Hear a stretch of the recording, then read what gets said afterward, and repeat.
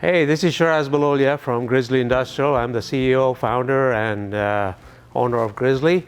My wife and I decided to do some walking in the evenings in our neighborhood. There's a lot of dogs, and so we decided, hey, why not have a couple of canes? We don't need canes for walking, but it'd be good to have canes to fend off some canines. So I figured I'd build them, so let's get into the build.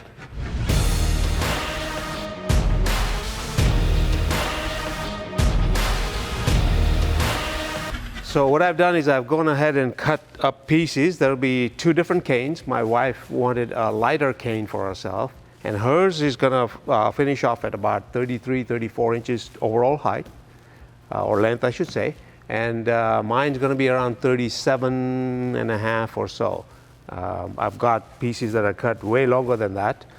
And so what I've done here for her, so I got curly koa, curly maple, and the matching curly koa. Over here I've got a piece of Delron that's going to get epoxied and screwed in from the bottom. I've got a piece of Macassar ebony that's going to be an accent piece in the middle. And I've got the opposite theme happening here where I've got the curly maple, curly koa, and curly maple. There's going to be a pin through here. I'm going to dowel that through in here. I turn this on the lathe and you will see me turning this just now.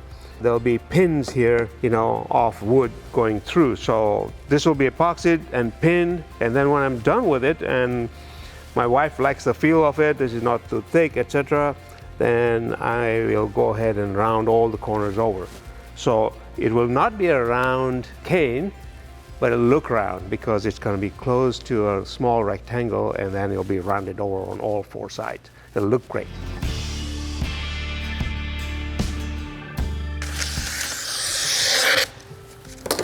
Well, I'm laying out these pieces so we can epoxy them. I'm gonna just rub them down with 100 grit sandpaper so that the epoxy adheres quite well to it. So just setting it up right now. Once I got the epoxy on there, to take it to the edge of the bench here and put my clamps this way. You can never have enough clamps. These clamps are the easiest to use.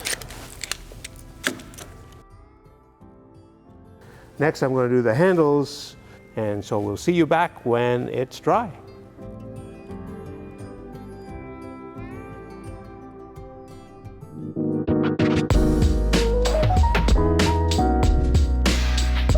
All right, so it's next morning and the epoxy is dry. I went ahead and did my wife's cane here. I sanded it all up, and I'm going to go ahead and do mine, and I'll show you how I did that.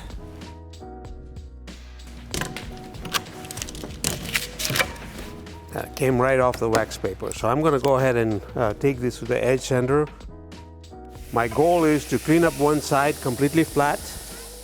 Then I'm going to run it through the planer, both sides, and then run it through the white belt sander just to clean up the edges.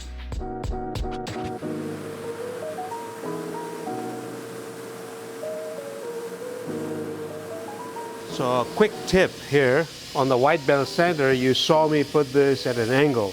And the reason for that is, if I put this in there, it's gonna use one track of the belt, and eventually you'll have, it'll get burning marks because that'll have too much sanding on that one little inch. So this way it uses the whole belt evenly, or as much as it can, as I feed it through at an angle. Obviously your pieces need to be long enough to do that.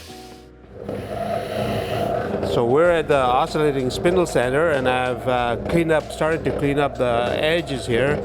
I did that on the disc sander, and now we're gonna go in where there's contours.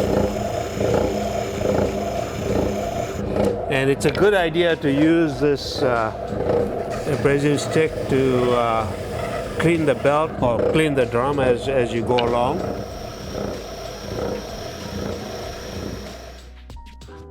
I have already epoxied the Macassar ebony to the top of the cane, and I've attached the Delron piece. I epoxied it on, and I've also screwed it on so that it never comes apart. Now, Some of you may be wondering that there might be some rocks and pebbles that will get stuck in there, but not on my watch. We are going to cut a little plug and plug this and epoxy that in here so it'll be flush. You won't even know there's anything in there. The trick now is to put this plug in straight. It can be crooked in any direction. So I'm going to do this on the lathe. So let's go over to the lathe and do it. Okay. Yep, looks good.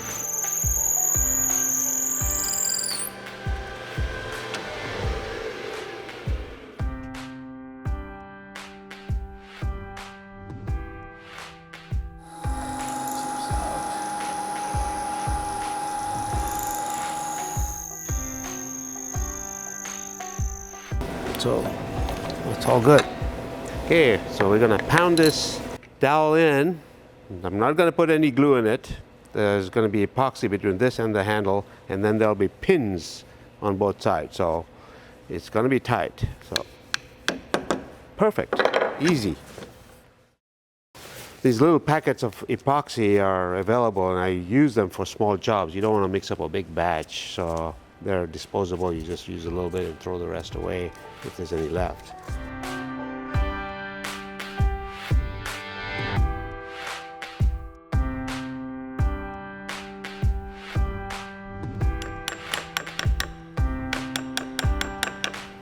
When it's dry, I'm going to take it on the mill and just mill that square. You won't even know it's there. So use the clamp, my little jig here. You can see it squeezing out, so that's a good fit. So let's let this dry overnight.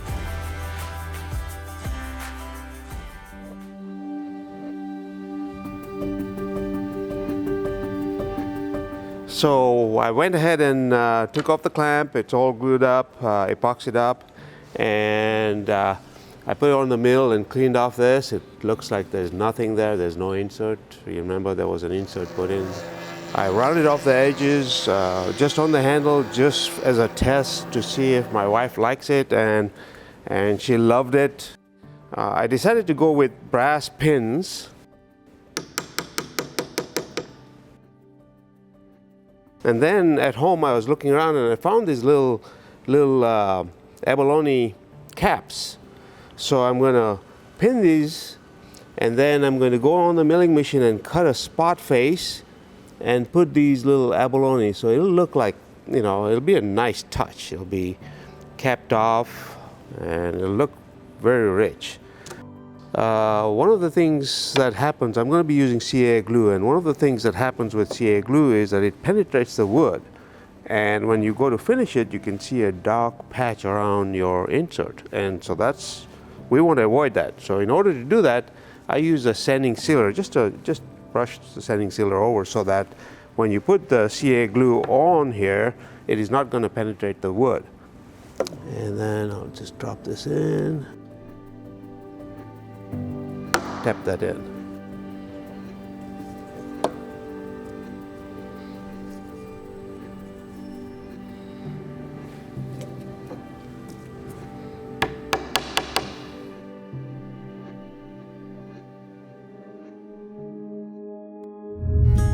Okay, so I've got these things where I can go ahead and do the final finishing touches of machining them down.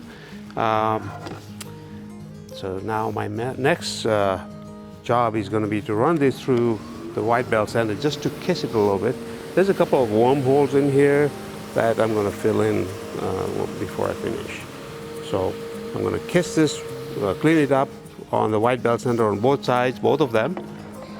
And then I'm going to take it over to the shaper where I got a router bit in there, Roundover, and I'm going to round over the whole thing.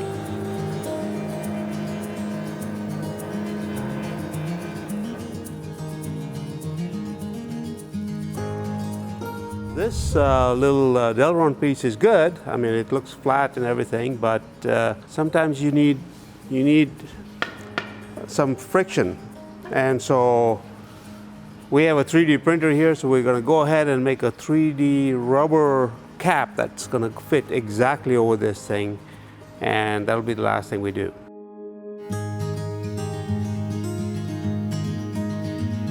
So both canes are complete. I've rounded them over, all over. They've been sanded down to 600 grit. They're ready to be finished now with oil. So what I'm gonna do next is, because there's still some fine dust on this, I'm gonna take naphtha and remove the fine sawdust that's gonna be still stuck to it before I oil it, because I don't want any of that oil going on to the dust. You also get an idea of what this is gonna look like when I oil it. So naphtha is gonna evaporate and this will be bare wood when I'm done. It gets all that fine sawdust off. I'm using Bandmate, and you gotta be a little liberal with that, because you're gonna wipe it off when it's done. This is, whoa, you can see that figure. It's just killer figure. My goal with this is to put a coat on, wait 3 or 4 hours, I'll wipe it off, the excess, wait 3 or 4 hours, do another coat of oil, wipe it off, come back maybe tomorrow or the next day and put another coat of oil, and then I will sand it in with 600 grit wet and dry sandpaper, so it will fill all the pores at the same time as it's oiling. It will harden, and I'll do that twice, and then I'll finish off with some wax, and it'll look really nice, and it won't be super gloss, but it'll be very finely finished, like a piece of furniture.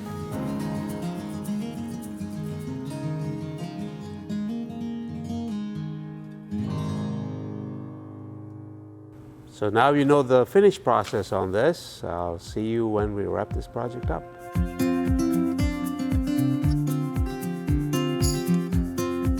So the 2 canes are finished. I finally completed them. They're buffed and waxed and all that. They're very smooth, finished to 600 grit.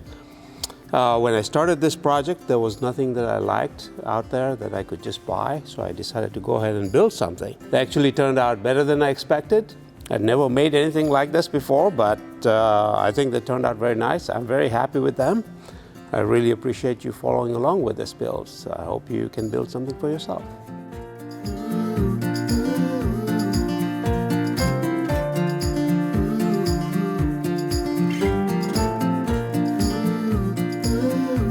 In dimensions, and it's heavier.